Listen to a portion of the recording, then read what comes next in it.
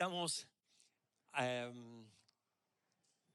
insistiendo sanamente, creo yo, sanamente en este objetivo que nos hemos puesto. Chicos, a los que vienen por primera vez, nos hemos puesto en este año una meta. Hay un pasaje bíblico en la Biblia, en Gálatas capítulo 4, versículo 19, que el apóstol Pablo decía: yo por ustedes sufro dolores de parto hasta que Cristo sea formado en sus corazones. Creemos que la manera de ser una nueva persona es que Cristo Jesús sea formado en nuestros corazones y empezar a adquirir esa manera de pensar que Él tuvo, empezar a adquirir esa manera de expresarse que Él tuvo y por lo tanto decidir bien como Él decidió, tener actitudes como la que Él tuvo. Y una de ellas que hoy quería hablar tiene que ver con cómo gestionar las emociones a nivel Jesús. Cómo Jesús gestionó sus emociones. Esto tiene que ver con, siempre estamos en la búsqueda, y hace varios años atrás, yendo a la Feria del Libro, aquí en Argentina, fuimos a editoriales distintas, no solo cristianas, y nos encontramos con Gaby, en primer lugar, en una oportunidad con una primera edición de un libro que se llamaba Jesús, el maestro de las emociones. Nos encantó el título, el maestro de las emociones. Cómo administrar y gestionar bien las emociones, que pueden estar derivadas para algo negativo como para algo positivo. Después aparece como una impresión más extendida, más ampliada, y se llama El hombre más inteligente de la historia, y tiene que ver cómo Jesús tenía una inteligencia suprema para administrar las emociones en su vida.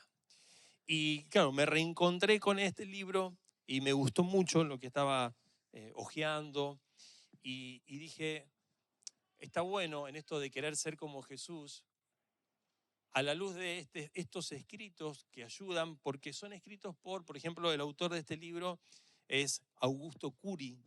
Él es un psiquiatra y un psicoterapeuta brasileño. Por ejemplo, este libro, para darte una idea nomás, tiene más de 28 millones de libros vendidos. Tremendo. Porque se mete en una dinámica en lo que la sociedad hoy tiene, un problema tan grande tenemos con el manejo y la gestión de nuestras emociones, que necesitamos un norte, y ese norte, él dice, ese norte de Jesús. Lo digo como psicólogo, lo digo como psiquiatra, lo digo como creyente, y analiza la personalidad de Jesús desde ese aspecto psiquiátrico y emocional y psicológico, y cómo él tenía esa capacidad de manejar las emociones, ¿no? Entonces, una de las emociones que sentía de poder hoy hablar tiene que ver con el manejo del enojo. El manejo del enojo. ¿Quién no se ha enojado? ¿Quién? Algunos hasta tenemos temporadas que vivimos en modo enojo, ¿viste? Ya te levantás con la cara larga, nadie sabe por qué, no le diga nada, pero ya se levanta. Y esa cara puede durar no solo todo el día, puede durar unas semanas largas, y silencio, nadie pregunta nada, el viejo está enojado, ¿no? Pero el tema es que por no manejar bien el enojo muchas veces hemos errado y hemos hecho mucho daño. Y es importante aprender a manejar el enojo. Es muy importante aprender a manejar el enojo. Y lo primero que me parece bueno, antes de ir a cómo mostrar cómo Jesús manejaba el enojo, y el título del mensaje, podrían ser dos títulos. Uno podría ser, enojémonos como Jesús. ¿Bien? La semana pasada dijimos, juzguemos como Jesús. ¿Bien? Juzgar como Jesús, aprender a juzgar bien. Y esto es, aprendamos a enojarnos bien. Porque no está mal enojarse. El tema es cómo canalizamos nuestro enojo. ¿Se entiende, no? Entonces, lo primero que me parece bueno mencionar es que las emociones son parte del diseño original de Dios. La palabra afirma que Dios nos creó a su imagen y semejanza. Cuando Él sopla aliento de vida sobre nosotros, mucho de su personalidad, mucho de su ser entra en nosotros. Y allí también entran las emociones. Dios es un Dios que se autorrevela en la historia con sus emociones. Vemos a Dios mostrando sus tristezas en la Biblia.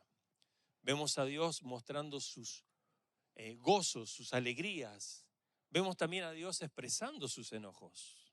Sí, claro. Por lo tanto, las emociones es algo hermoso y bueno y que recibimos de parte del Señor y que tienen utilidad en nuestra vida. Y Jesús realmente es, siendo Dios hecho carne, el maestro de las emociones. El maestro de las emociones. Ahora, veamos cómo Dios, a través de Jesús encarnado, manejó las emociones. Cómo este Jesús, modelo de vida, gestionó la emoción del enojo. En principio quisiera tal vez presentar 3 pasajes bíblicos como para poner el marco de todo esto. Uno se encuentra en Efesios capítulo 4, versículo 26. Después vamos a ir a un evento muy conocido de cómo Jesús se enojó. ¿Bien? Que hay distintas interpretaciones acerca del enojo de Jesús. Lo único que yo sé es que la gente cuando vos lo ves enojado dice, pero no te enojes. ¿Cómo que no me enojo? Si Jesús también se enojó y agarró el látigo y lo sacó a patada. ¿Viste qué? Le ponemos una versión así como hollywoodense, ¿no? Al enojo de Jesús cuando fue al templo y limpió el templo. Quizá nos vamos a meter en eso. Pero antes de entrar en ese momento, estos 3 pasajes me parece que están buenos. Uno, Efesios capítulo 4, versículo 26, el apóstol Pablo nos dice, airaos pero no pequéis. O sea, pueden enojarse. Es más, es parte de la emoción que Dios nos dio. Pueden enojarse, pero no pequen con su enojo. Y después agrega, dice, no se ponga el sol sobre vuestro enojo. Y lo que hace San Pablo es decir, mirá, hay un espacio de tiempo que tenemos todos cuando nos enojamos para ponerle una fecha de vencimiento, un momento de vencimiento que es al terminar el día. Dice, airaos, bien, pero no pequen. Y no dejen que el sol se ponga sobre vuestro enojo, ni le den lugar al diablo. Lo que está diciendo el apóstol Pablo es, está bien enojarnos, tenemos que canalizarlo bien y no permitir que el enojo pase del final del día, no se ponga el sol sobre vuestro enojo, porque si dejo pasar el enojo al otro día, el que toma lugar de ese enojo ya es el diablo. Entonces ya no lucho conmigo mismo, sino el diablo que le mete leña a ese enojo. Y así funciona. Así que cuando uno está en los matrimonios, ¿no? No se ponga el sol sobre vuestro enojo. Bien, sea a la mañana, un chisporroteo durante el día, lo que sea, pero cuando llegamos a la noche hay que terminar los besitos. Hay que terminar los besitos. Sí, porque si no, y las veces que no lo hemos hecho, vemos cómo el enemigo toma el otro día y la agranda y pone leña. Y eso se puede convertir y puede derivar hasta en la famosa y no deseada separación y violencia y un montón de cosas que van y vienen y platos que vuelan y demás. Airaos, pero no pequéis. No se ponga, es una consigna muy buena, no se ponga el sol sobre vuestro enojo, terminen a los besitos. Así que si hoy viniste, hasta a veces llegamos a la iglesia peleados los matrimonios. Llegamos peleados porque no te levantaste bien, te tengo que esperar, que no hiciste el desayuno, que esto, que el otro. Pero a la noche terminamos los besitos. Proverbios capítulo 14, versículo 17, dice algo complementario a esto. Dice, el que fácilmente se enoja hará locuras. ¿La sabés esa? ¿La viviste? El que fácilmente se enoja hará locuras. Tengo una historia mía para contarte, pero me vino ahora a la mente en los reels, ¿no? Cuando muestran, cuando un mecánico no puede terminar de resolver las cosas. No sé si han visto de esa. Que intentó de todo y de repente rompe el motor, hace algo porque la furia. Pero el que fácilmente se enoja hará locuras. Yo recuerdo que, bueno, yo tengo un hermano mayor, Horacio, dos años más grande que yo, tengo otro menor, 10 años que yo. Pero en la época, ¿viste? Donde nos emparejamos con el físico, porque el más grande te lleva, qué sé yo. Pero en un momento yo que venía de abajo, veía que lo alcanzaba en altura, empezábamos a jugar pulseada y como que estábamos de igual a igual, y medíamos las fuerzas, y entonces ya yo me animaba y le pegaba un coscorrón, y entonces él venía y me pegaba un coscorrón, y coscorrón va, coscorrón viene, había lucha libre había, ¿no? Y entonces era medir fuerzas, y me acuerdo que en una, no sé cómo empezó, porque no quiero dejar ninguno malo, los dos éramos malos, pero lo cierto es que él me toca de una manera que me calenté mal. Y empiezo a correrlo. Y viste la famosa que hacíamos, no sé si ahora pasa eso, pero ibas corriendo alrededor de la mesa así, y vos ibas atrás y el tipo te ponía la silla. Y vos saltabas a la silla y te ponías a la silla y más caliente me ponía. Yo digo, cuando lo agarro este guacho, perdón, guanaco, cuando lo agarro y yo venía allá, y dale, y la otra era que pasaba en mi casa, tenía mucha habitación, mucho ambiente, ¿no? Entonces pasaba, iba corriendo rápido y esperaba que yo llegara y me cerraba la puerta en la cara. Y yo abría la puerta y salía más, pero energizado. Yo no sé si él se dejó agarrar o yo fiel a mi velocidad lo alcancé. No. La cosa es que lo agarro, cuando lo agarro con la fuerza que me caracteriza, tampoco una pavada, pero lo levanto así.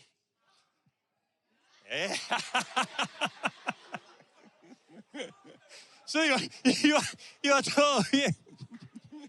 No, pero lo levanto, ¿no? Pero no hay con una mano. No, me hacen reír ustedes. Pero no sé cómo hago realmente, pero como que lo subo un poquito, no tanto. Tipo, estaba con los piecitos así. Y él tenía lentes, porque de chiquito sufrió de estrabismo. Y yo dije, le pego una piña, ¿viste? Me pongo en el personaje, ¿no? Y se la pongo acá. Le rompo el lente en la cara. No, pero en serio te lo digo. Y ahí está donde lo que dice que instruye al niño en su camino. Menos mal que iba a la iglesia de chiquitito, porque una voz me dijo, no le pegues porque le podés arruinar la cara, los ojos, todo. Tuve un ratito de conciencia, ¿no?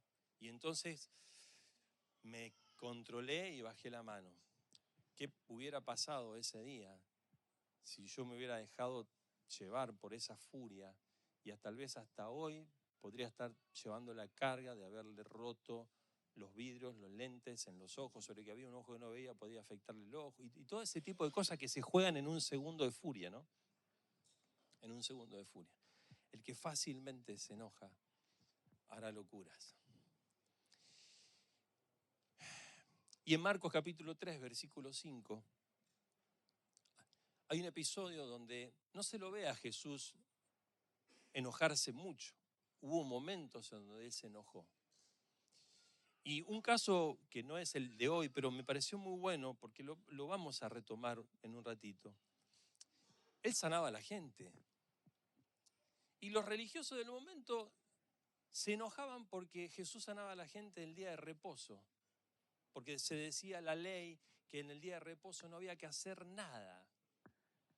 Y Jesús ya había sanado dentro del templo a algunos en el día de reposo. Entonces los fariseos y todos estaban mirando cuál era la próxima vez que lo iba a hacer para caerle encima. Jesús siempre vivió rodeado de tensiones. Siempre vivió rodeado de tensiones. Y había un hombre que estaba en el templo con la mano seca y él lo hizo parar en el centro. Y ese es el Jesús jugado en el que creemos. Por eso crea tanta pasión Jesús.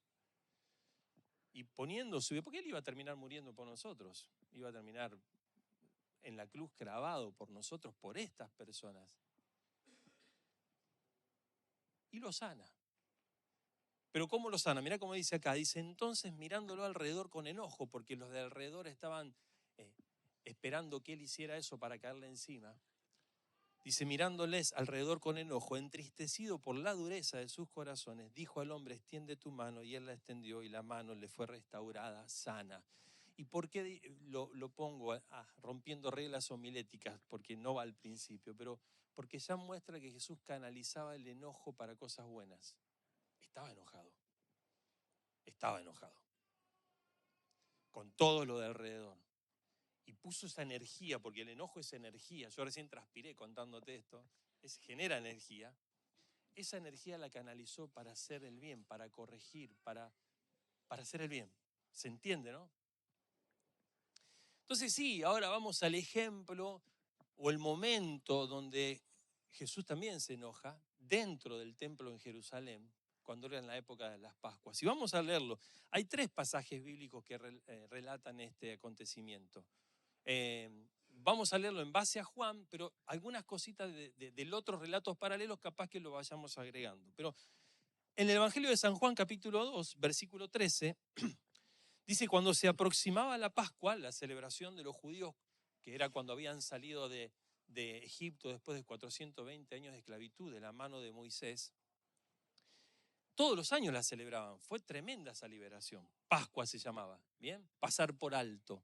La Pascua significa pasar por alto, porque el ángel de la muerte, donde estaban los dinteles de las casas de los judíos, pintado con sangre de un cabrito, el ángel de la muerte pasaba por alto. Eso se llama Pascua, pasar por alto. Y eso es lo que hizo Jesús con vos y conmigo. Pasó por alto tus pecados, muere Él por vos y por mí, para darnos salvación. Pero en esa Pascua, dice, Jesús sube a Jerusalén y en el templo halló a los que vendían bueyes, ovejas y palomas, e instalados en sus mesas a los que cambiaban dinero. Déjame, hay mucha gente nueva y está bueno esto poder tomarnos un ratito para explicarlo.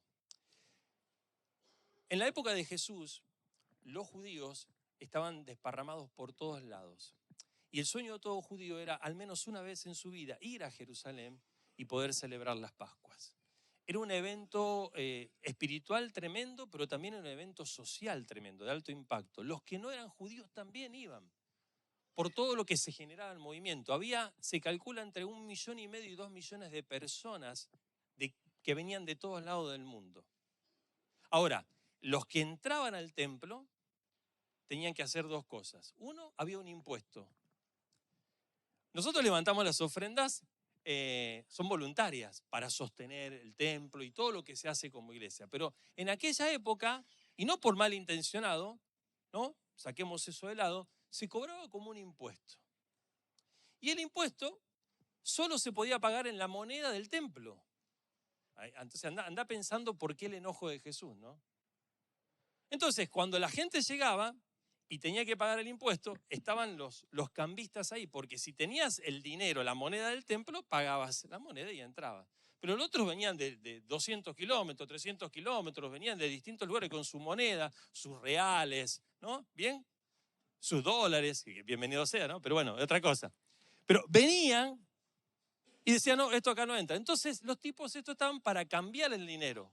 Y hay un estudioso de la cultura español que decía que si ellos tenían que pagar 8 pesetas con la moneda original, si no la tenían, terminaban pagando 150 pesetas. ¿Dónde estaba el curro? En el cambio, porque era así.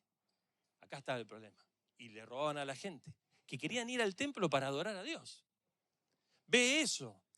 La otra cosa que tenían que hacer era que venían con un cabrito, o depende de la condición económica de la persona, podía venir o con un cabrito, o con un buey, o con una paloma, que era el sacrificio, que era el animal que iba a morir por los pecados, y para sentirse perdonado de sus pecados, porque la carga tan fuerte, los pecados tan grandes, dice, alguien tiene que morir, alguien tiene que pagar. Entonces, en los animales pagaban.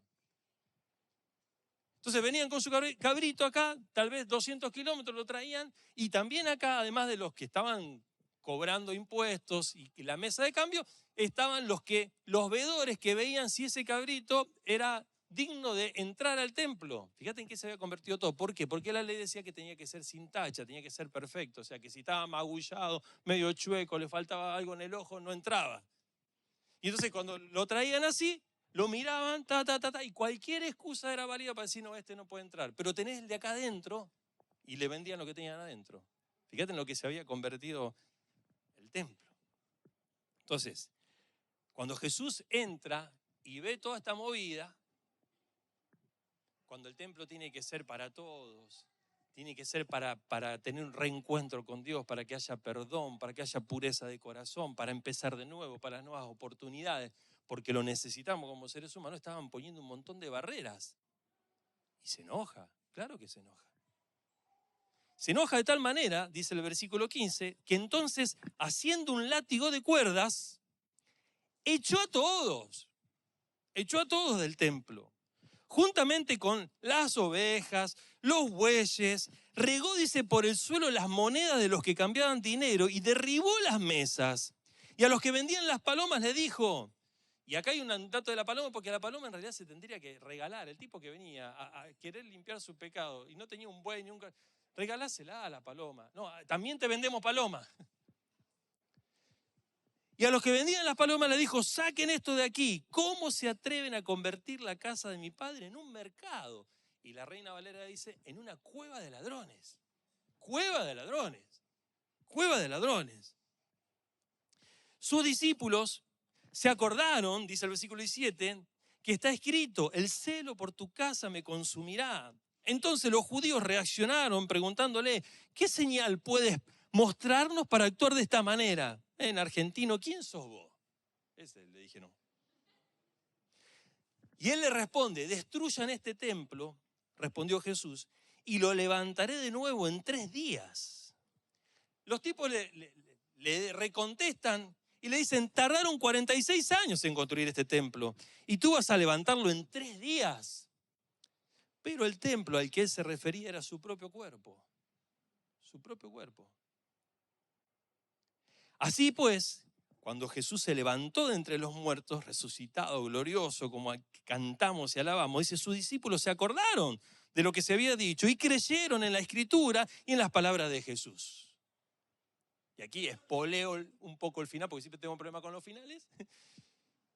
Es que Jesús acá muestra que el momento del enojo, él canaliza el enojo diciendo, yo voy a morir por todos. Yo voy a poner mi vida por todos. Aún por todos ustedes, los que están haciendo todo esto, la oportunidad está. Él está buscando una transformación, usar el enojo y elige este momento para decir, en el enojo que tenía, yo voy a morir por todos, yo voy a morir por ustedes y voy a resucitar, voy a pagar por todos sus pecados. Pero ya vamos a volver a eso, no podía pasarlo por alto. Entonces todos sentimos enojo, sí, es parte del diseño de Dios, sí, es una emoción humana inevitable, totalmente. Pero lo que Jesús nos enseña es no negarlo, es una realidad, pero gestionarlo con sabiduría el enojo.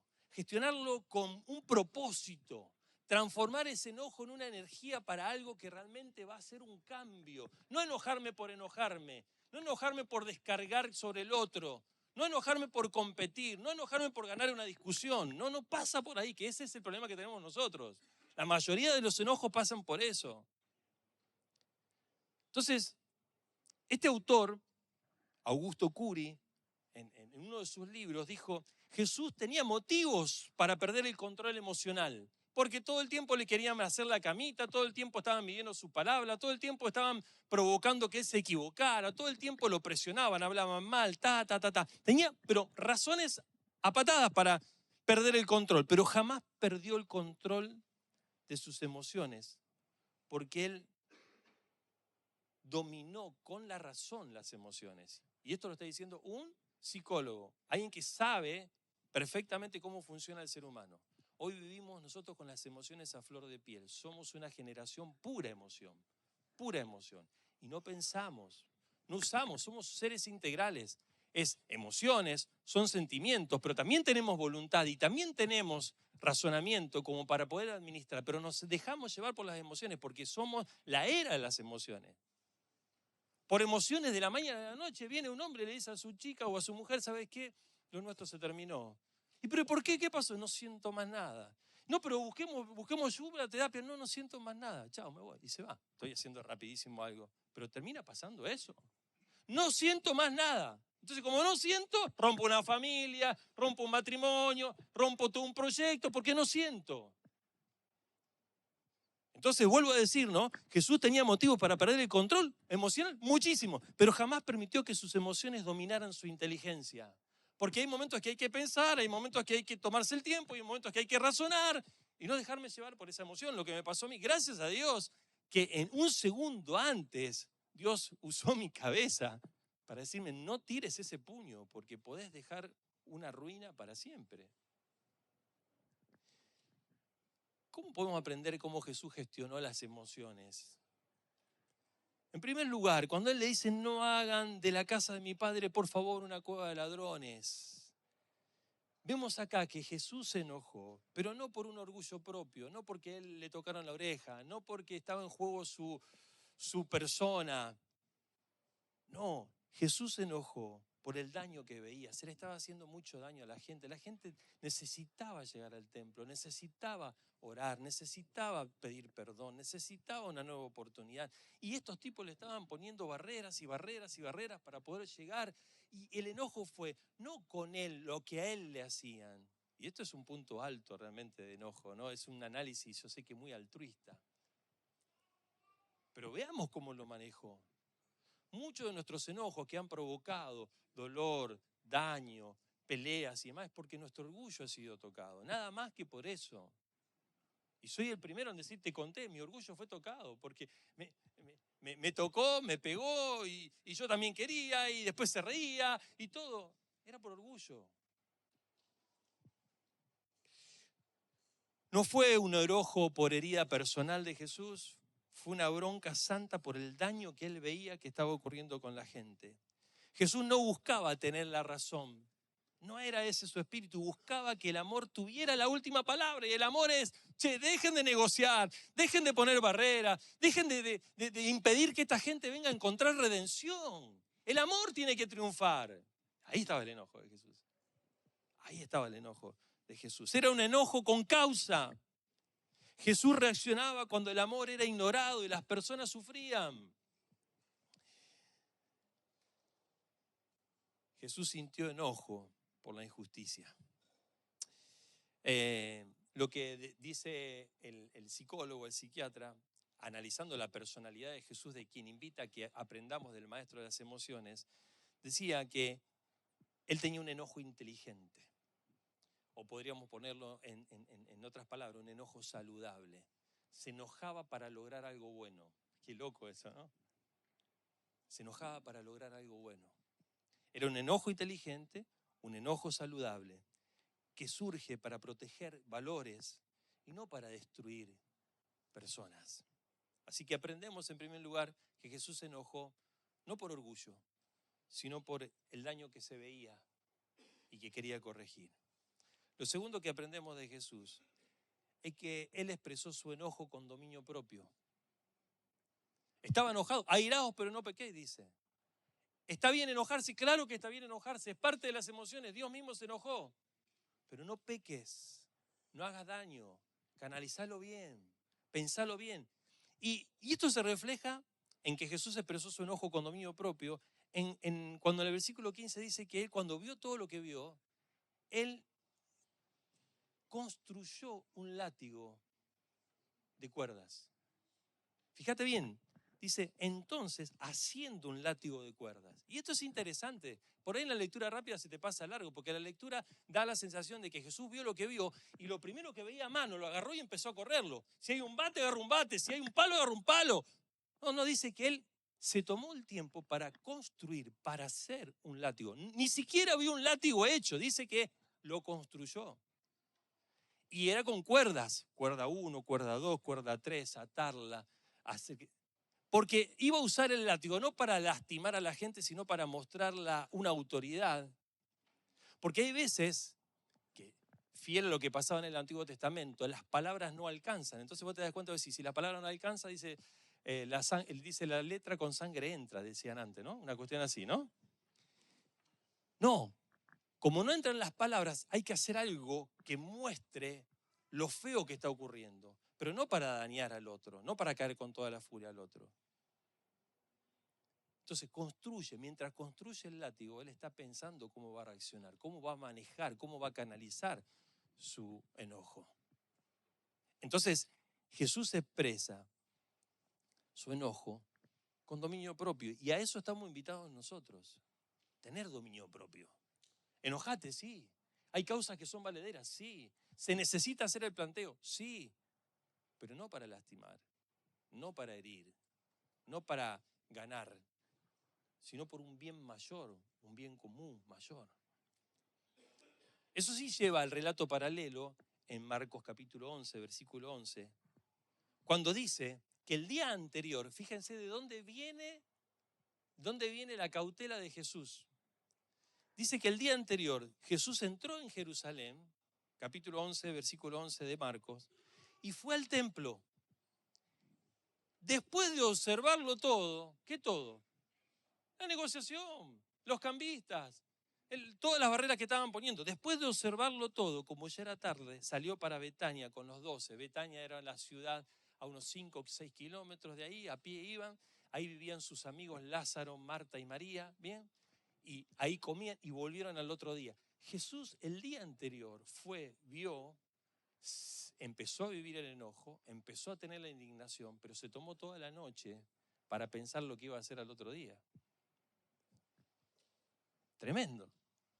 Y aun cuando estaba ahí otra vez frente al cara a cara con eso, agarra y fabrica el látigo con el que iba a mostrar la autoridad para que se termine esto y el amor triunfe y toda la gente pueda entrar. Curi, psiquiatra, afirma: la persona emocionalmente libre no reacciona automáticamente, filtra sus emociones por la razón. Vuelvo a decirlo. La persona emocionalmente libre no reacciona automáticamente, filtra sus emociones por la razón. Pensar antes de actuar, pensar antes de hablar. Y eso lo vimos la semana pasada cuando hablamos acerca de no juzgar rápido, ¿no? Y Jesús escribiendo cuando todo el mundo quería apedrear a la mujer y pensando que iba a responder. Pero Jesús había estado toda la noche orando.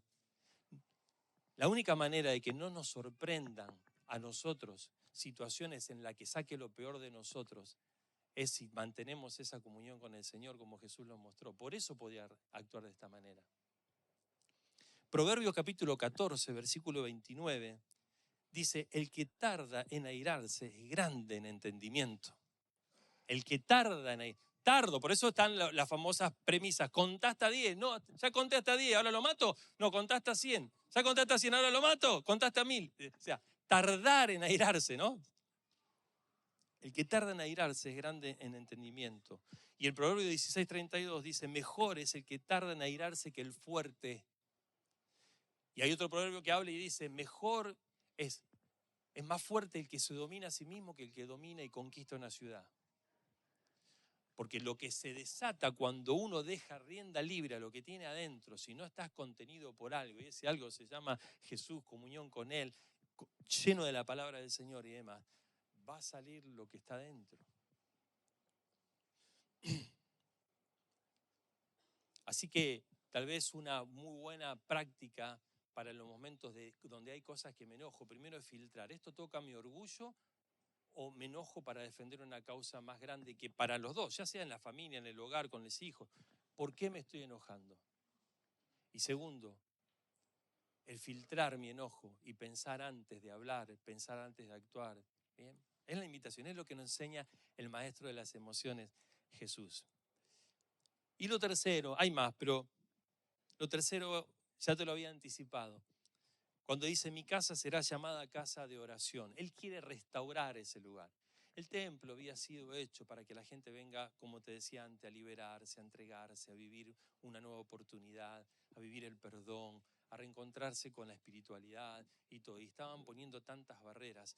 Y lo que quiero mencionarte es que lo que él hizo es que usó el enojo para restaurar, no para destruir. Él quiso corregir lo que estaba mal. Porque si se corregía era bien para mucha gente y para muchas personas. Y entonces aquí tiene que ver con que el enojo de Jesús fue un medio para recuperar la esencia del templo, no para causar daño, no para humillar a nadie. Notemos que no le pegó a nadie. Cuando uno dice: no, pero Jesús también se enojó y agarró el látigo, ya me estoy dando como permiso y hasta lo estoy viendo a Jesús pegándole a la gente, cuando no fue así. Santiago capítulo 1, versículo 19 y 20, dice: mis queridos hermanos, tengan presente esto: todos deben estar listos para escuchar, pero no apresurarse para hablar ni para enojarse, pues el enojo de una persona no produce la vida justa que Dios quiere. Ahora, cuando nos llenamos del Señor, cuando tenemos esa mirada de la vida, entonces sí, yo sé que mi enojo no va a ser para mal, va a ser para bien, porque lo canalizo para una causa mayor.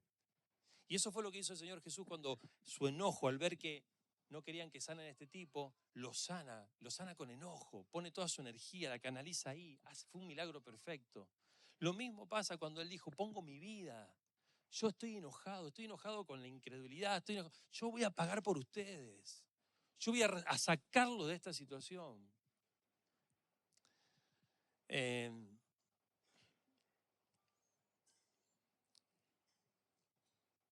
Este psiquiatra dice: la ira reprimida, esto es una frase bárbara, la ira reprimida enferma. No se trata de no enojarme, que me vaya todo por dentro, porque me va a pegar el bobazo, me va a pegar el ACV, se va a despertar un cáncer, lo que sea, porque sabemos que la medicina, la integralidad del ser humano es así. No se trata de decir, me la como, me la como, me la como, me la morfo, a costo de todo eso, que a su vez después le hago daño a los que me tienen que cuidar. Hasta te diría que es así. La ira reprimida enferma, pero también es verdad que la ira desenfrenada hace mucho daño, y por ira digo cosas que nunca más tendría que haber dicho, y pego una piña que puedo arruinar la cara de alguien por el resto de su vida, o puedo romper cosas. ¿Por qué? Por la ira, por la ira. Tampoco es eso. Pero la ira canalizada con sabiduría transforma. ¿Para qué Dios me permite este enojo? Para sacar algo mejor, para sacar provecho y estar... Es fenómeno. Y veía algunos ejemplos en la historia, que no los puedo dar todos por el horario, pero Martin Luther King, que fue la persona utilizada para terminar con la segregación y el racismo en los Estados Unidos. Los tipos esos eran recontra maltratados, vituperiados, lo trataban miserablemente, ¿bien? Y él provocó enojo en todo el pueblo americano, afroamericano. Pero se juntaron con el enojo a formar una resistencia pacífica. ¡Qué loco! Canalizaron el enojo por otro lado. Y lo lograron. Por eso él dijo, tengo un sueño. Y dijo, sueño con un mundo donde no haya raza, no haya distinción ni nada por el estilo. Pero lo canalizó el enojo a través de una empresa donde resolvió un problema de un país. Lo mismo cuando hablamos lo de Nelson Mandela en Sudáfrica. Lo mismo exactamente, que cuando subieron al poder los afroamericanos, y podría haber sido el momento de la represalia, la vengativa y todo lo demás, eligieron el camino de decir, usemos el enojo para cortar con esta escalada de violencia, y usemos el enojo para decir las cosas como fueron, pero demos la oportunidad para que nos pidamos perdón y para arrancar de nuevo, y elevaron socialmente a una comunidad, a una sociedad, a un país.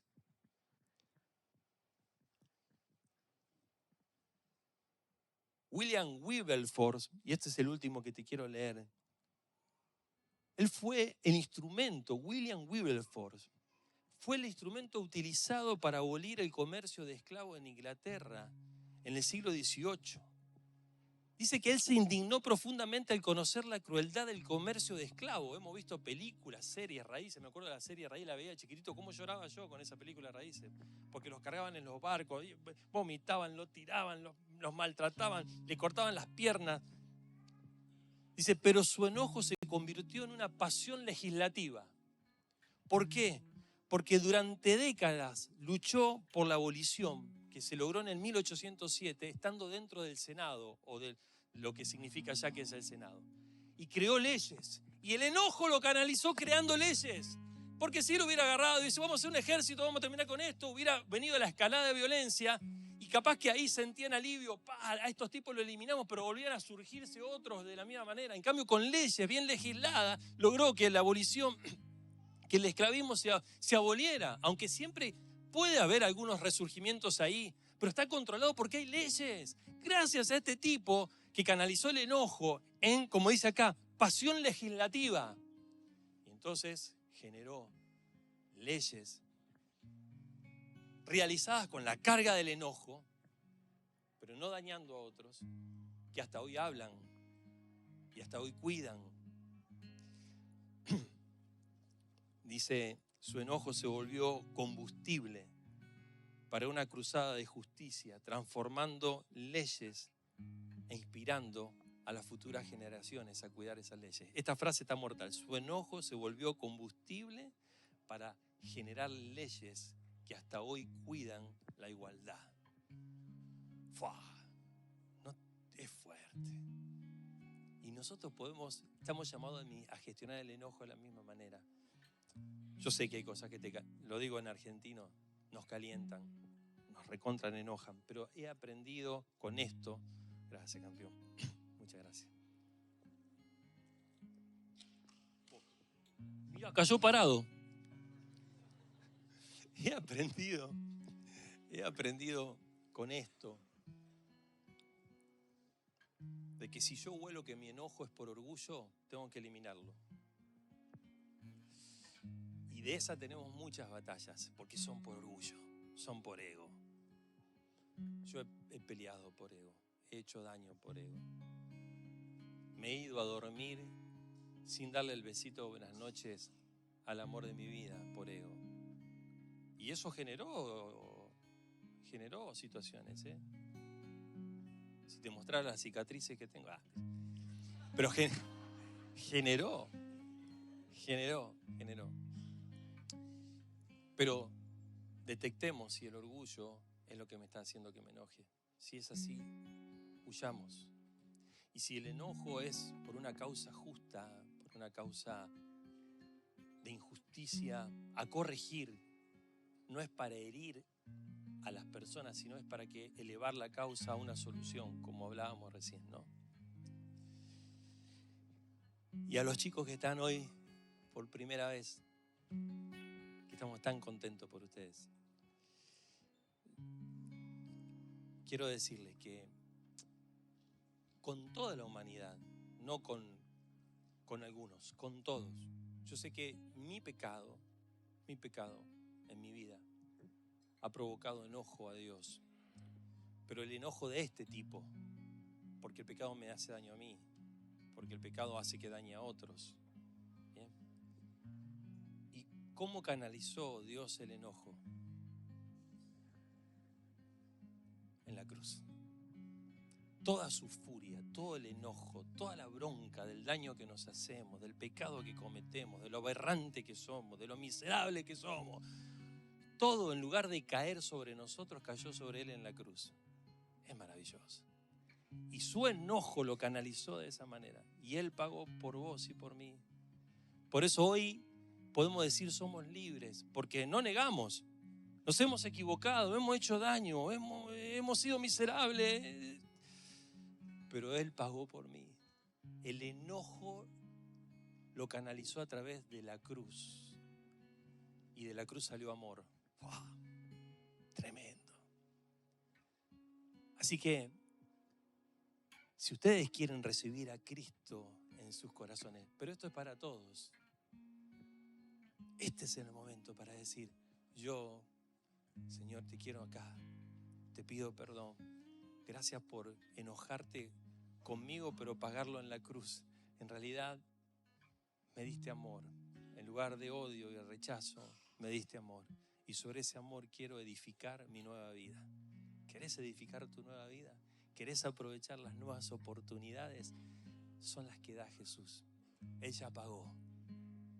No hace falta que vos pagues. Él ya pagó. Y te invito, a todos le invito a cerrar nuestros ojitos y a hacer una oración. Yo le llamo a la oración de las segundas oportunidades o de las nuevas oportunidades. Y si sentís ganas de recibir a Cristo en tu corazón, haz esta oración y podés decirle, Jesús, te doy tantas gracias por no enojarte conmigo. Acabo de entender que toda la ira que tendría que caer sobre mí cayó sobre Jesús mismo en la cruz y que la transformaste en amor.